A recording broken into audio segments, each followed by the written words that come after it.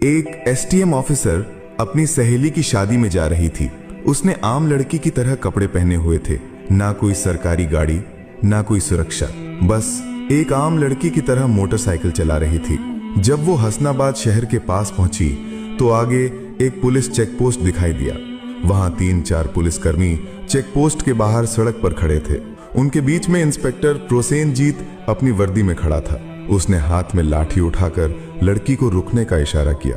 लड़की ने मोटरसाइकिल सड़क से किनारे लगाई और खड़ी हो गई। इंस्पेक्टर ने सख्त आवाज में पूछा, कहां जा रही हो? लड़की ने बहुत शांत स्वर में जवाब दिया, एक सहेली की शादी है, वहीं जा रही हूं। इंस्पेक्टर प्रोसेनजीत ने उसे सिर से पांव तक देखा। वो 28 साल की एक खूबसूरत महिला थी। नाम था बरनाली सिंह। फिर वो हंसते हुए बोला, अच्छा, सहेली की शादी में खाना खाने जा रही हो? लेकिन हेलमेट क्या तुम्हारे बाप ने पहनना है? क्यों नहीं पहना? और ये बाइक भी बहुत तेज चला रही थी। चलो अब चालान कटेगा। ऐसा कहते हुए उसने चालान की पर्ची निकालनी शुरू कर दी।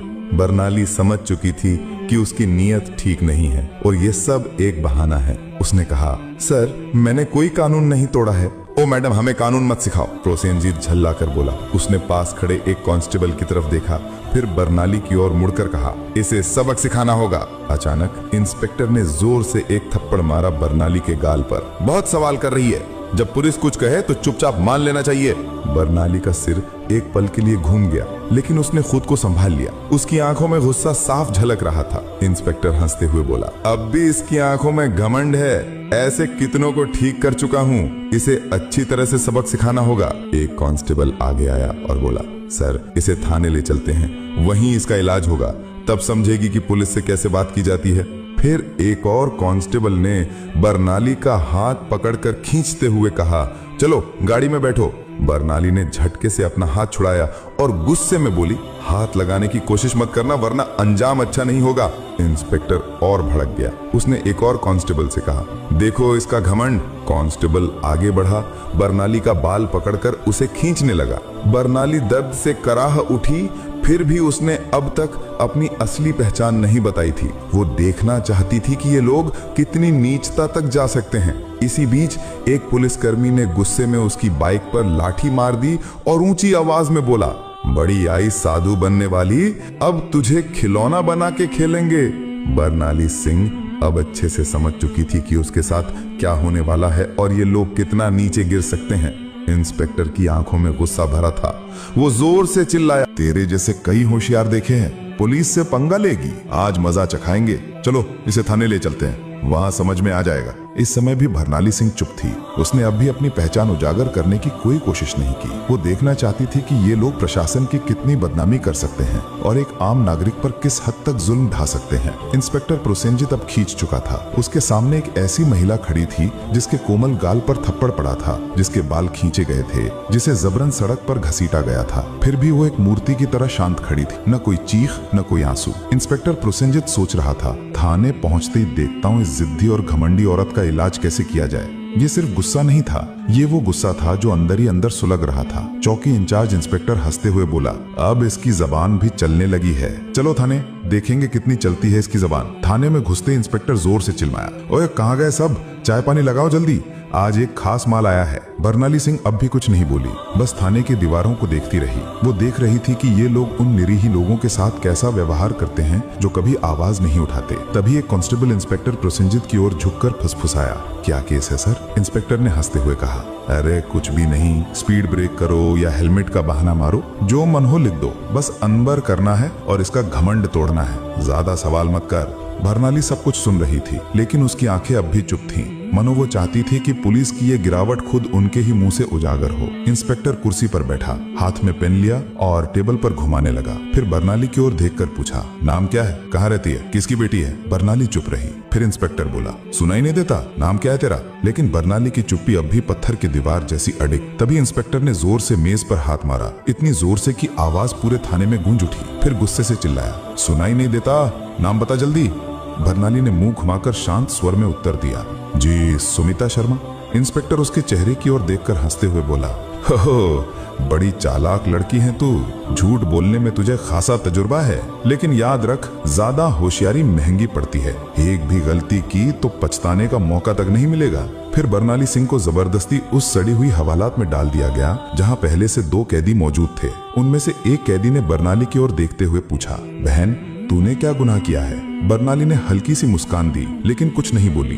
अब वो बस देख रही थी ये पूरा सिस्टम कितना सड़ चुका है। अगर एक एसडीओ को बिना वजह अंदर किया जा सकता है तो आम आदमी की हालत तो सोच पाना भी मुश्किल है। अब वो उस कोठरी के कोने में बैठी थी, सब कुछ देख रही थी, सुन रही थी और हर एक हरकत को समझ रही थी। उधर इंस्पेक्टर प्रोसेनजीत एक झूठी रिपोर्ट बना रहा था। उसने आदेश दिया, इसके ऊपर चोरी और ब्लैकमेलिंग का केस ठोक दो, और फाइल पर हाथ मारते हुए बोला, चलो जल्दी। एक कांस्टेबल ने हिचकते हुए पूछा, लेकिन सर बिना सबूत? प्रोसेनजीत हंसते हुए बोला, इस थाने में सबूत लाए नहीं जाते, बनाए जाते हैं। कुछ देर बाद एक कांस्टेबल कोठरी में आया और बरनाली के कंधे पर जोर से हाथ मारा। तभी इंस्पेक्टर प्रोसेनजीत ने भी हाथ उठाया ही था कि तभी दरवाजे पर एक भारी कड़क आवाज गूंजी, रुको। सभी लोग घूमकर दरवाजे की ओर देखने लगे। वहां सीनियर इंस्पेक्टर संजय वर्मा खड़ा था। उसकी छवि बाकी अफसरों से कुछ बेहतर मानी जाती थी। वो अंदर झांका और महिला की हालत देखकर उसके माथे पर बल पड़ गया। उसने सख्त स्वर में पूछा, ये सब क्या हो रहा है? प्रोसेनजीत हंसते हुए बोला, कुछ नहीं सर, एक सड़क की औरत ज्यादा अकड़ दिखा रही थी, सबक सिखा रहा हूँ। संजय ने बरनाली को ध्यान से देखा। उसका व्यवहार किसी आम महिला जैसा नहीं लग रहा था। उसने पूछा, इसका अपराध क्या है? प्रोसेनजीत थोड़ा घबरा गया और बोला, अब सर चेकिंग में बदतमीजी कर रही थी। अब संजय को शक होने लगा। उसने बरनाली से सीधे पूछा, तुम्हारा नाम क्या है? बरनाली फिर भी चुप रही। प्रोसेनजीत हंसते हुए बोला, देखिए सर, नाम भी नहीं बता रही है। अब संजय पूरी तरह सतर्क हो गया। उसने सख्त आदेश दिया, इसे अलग कोठरी में रखो, अकेले। प्रोसेनजीत चौंक गया। लेकिन सर, संजय ने कठोरता से कहा, मैं खुद इसके पास रहूंगा। उसके आदेश पर बरनाली को एक और अलग कोठरी में ले जाकर बंद किया गया। वो कोठरी पहले वाली से भी ज्यादा बदबूदार और अंधेरी थी। बरनाली ने चारों ओर नजर दौड़ाई। एक कोने में एक टूटी हुई मेज पड़ी थी और पास ही एक जंग लगी लोहे की छड़। अब वो इस सड़े गले सिस्टम का असली चेहरा और भी करीब से देख रही थी। हर एक पल उसकी आंखें ये समझ रही थीं, कानून अब सिर्फ फाइलों तक सीमित रह गया है। इसी बीच एक कांस्टेबल दौड़ते हुए आया और बोला, सर बाहर एक बड़ी गाड़ी खड़ी है। प्रोसेनजीत चौंक गया। पूछा, कौन सी गाड़ी? कांस्टेबल घबराते हुए बोला, सर सरकारी गाड़ी। प्रोसेनजीत तुरंत बाहर गया। गाड़ी के अंदर झांकते ही उसके होश उड़ गए। वो भागकर वापस आया और धीमी आवाज में बोला, सर। प्रोसेनजीत झुंझला कर बोला, क्या हुआ? कौन आया है? कांस्टेबल कांपते हुए बोला, सर कमिश्नर साहब आए हैं। प्रोसेनजीत का चेहरा फक पड़ गया। सीनियर इंस्पेक्टर संजय वर्मा भी सतर्क हो गया। अब मामला सीधे ऊपर तक पहुंच चुका था। कमिश्नर साहब थाने में दाखिल हुए। उनकी आंखों में गुस्सा साफ झलक रहा था। उन्होंने प्रोसेनजीत की ओर देखकर सख्त स्वर में पूछा, इंस्पेक्टर प्रोसेनजीत, ये क्या तमाशा चल रहा है यहाँ? प्रोसेनजीत घबरा गया और बोला, कुछ नहीं सर, एक छोटा सा केस है बस। कमिश्नर साहब ने टेबल से फाइल उठाई और ध्यान से पढ़ने लगे। उनके माथे पर शिकन आ गई। फिर वो कोठरी की तरफ झांके और बोले, ये कौन है? प्रोसेनजीत तुरंत बोला, सर इस महिला पर 420 और धोखाधड़ी का केस है। कमिश्नर ने सीधा सवाल किया, तुम्हारे पास सबूत है? फिर दोबारा बोले, कोई भी सबूत है तुम्हारे पास? अब प्रोसेनजीत पूरी तरह फंस चुका था। कमिश्नर साहब ने सीधे महिला की ओर देखा और पूछा, तुम्हारा नाम क्या है? और तभी पहली बार बरनाली सिंह ने हल्की सी मुस्कान दी और कहा, एसडीओ बरनाली सिंह। थाने में एकदम सन्नाटा छा गया। हर चेहरा पीला पड़ गया। प्रोसेनजीत के हाथ पांव कांपने लगे। बाकी सभी कांस्टेबल हैरान होकर एक दूसरे की ओर देखने लगे। प्रोसेनजीत के पैरों तले जमीन खिसक गई। जिस महिला को वो एक मामूली अपराधी समझ रहा था, वो थी वही अधिकारी जो पूरे जिले की प्रशासनिक व्यवस्था संभालती थी। वो कोई आम औरत नहीं थी, वो थी स्वयं एसडीओ बरनाली सिंह। जिस महिला को सड़क पर घसीटा गया था, जिसके बाल खींचे गए थे, जिसे थप्पड़ मारा गया था, जब ये सच्चाई सबके सामने आई, पूरे थाने में हड़कंप मच गया। सभी कांस्टेबल स्तब्ध हो गए। कमिश्नर साहब ने तेज गुस्से से भरी नजर से इंस्पेक्टर प्रोसेनजीत की ओर देखा और गरजते हुए बोले, प्रोसेनजीत, तुझमें इतनी हिम्मत आई कैसे कि तू एक सीनियर ऑफिसर पर झूठा आरोप लगाने की जुर्रत कर बैठा? प्रोसेनजीत कुछ बोलने की कोशिश कर ही रहा था कि तभी पास में खड़े सीनियर इंस्पेक्टर संजय वर्मा जोर से बोले, सर मैंने पहले ही कहा था कि यहाँ कुछ ना कुछ गड़बड़ है। अब प्रोसेनजीत पूरी तरह अकेला पड़ चुका था। तभी पहली बार बरनाली सिंह ने अपनी शांत लेकिन दृढ़ आवाज में सीधा फैसला सुना दिया, प्रोसेनजीत, अब तेरी नौकरी गई, तेरा सस्पेंशन पक्का और तेरे खिलाफ अब केस भी चलेगा। ये सुनते ही प्रोसेनजीत का चेहरा जैसे सफेद पड़ गया, सांस अटकने लगी। बाकी पुलिसकर्मी भी उससे नजरें चुराने लगे। संजय वर्मा ने तुरंत आदेश दिया, हवलदार साहब इसे पकड़ो और लॉकअप में डालो। लेकिन तभी प्रोसेनजीत ने अपनी जेब से एक मुड़ा हुआ कागज निकाला और मुस्कुराते हुए बोला, रुको मैडम, ये पहले देख लो, फिर जो करना हो कर लेना। उसने कागज आगे बढ़ाया। कमिश्नर और बर्नाली दोनों की नजरें एक साथ उसकी ओर गईं। प्रोसेनजीत बोला, ये लो मेरा ट्रांसफर ऑर्डर। 3 दिन पहले ही मेरा तबादला हो चुका है। अब चाहे तुम जितना भी गुस्सा करो, मुझे नौकरी से नहीं निकाल सकती। पूरे थाने में फिर एक बार सन्नाटा छा गया।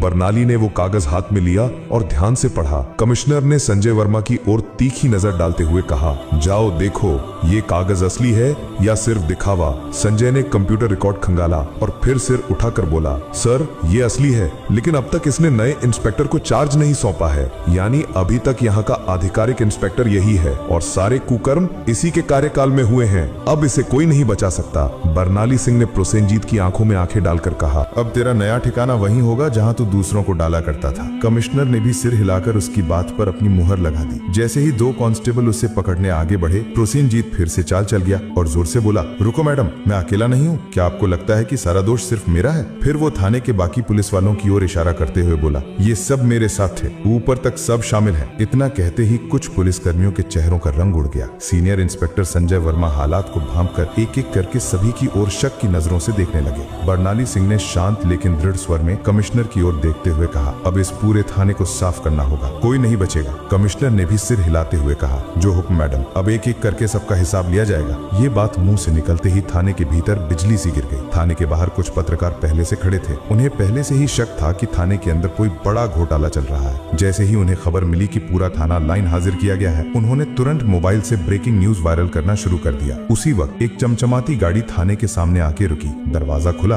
और स्वयं एसपी साहब बाहर आए। चारों ओर नजर दौड़ाई, हर चेहरे पर हवाइयां उड़ रही थी। थाने के सारे अफसर एक तरफ चुपचाप खड़े थे। एसपी साहब ने तीखे स्वर में पूछा, यहाँ कब से तमाशा चल रहा है? लेकिन कमिश्नर और थाना इंचार्ज दोनों एकदम चुप थे। तभी बर्नाली सिंह ने सीधे एसपी की आंखों में आंखें डालकर कहा, क्या तुम्हें लगता है तुम बच जाओगे?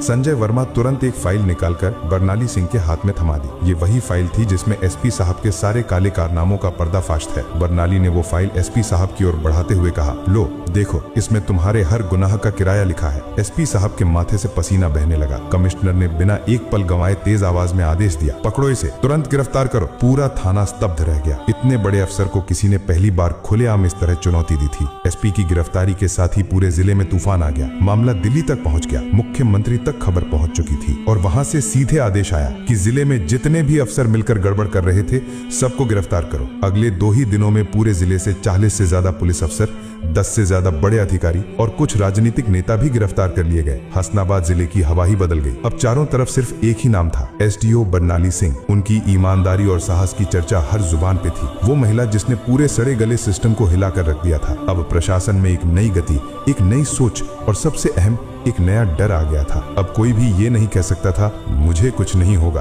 बर्नाली सिंह का काम पूरा हो चुका था। उन्होंने साबित कर दिया था, अगर मन साफ हो, नीयत सच्ची हो, तो पूरा देश भी सुधारा जा सकता है। अगर आपने वीडियो को यहाँ तक देखा है तो प्लीज एक लाइक जरूर करें और चैनल को सब्सक्राइब करके हमारा साथ दें।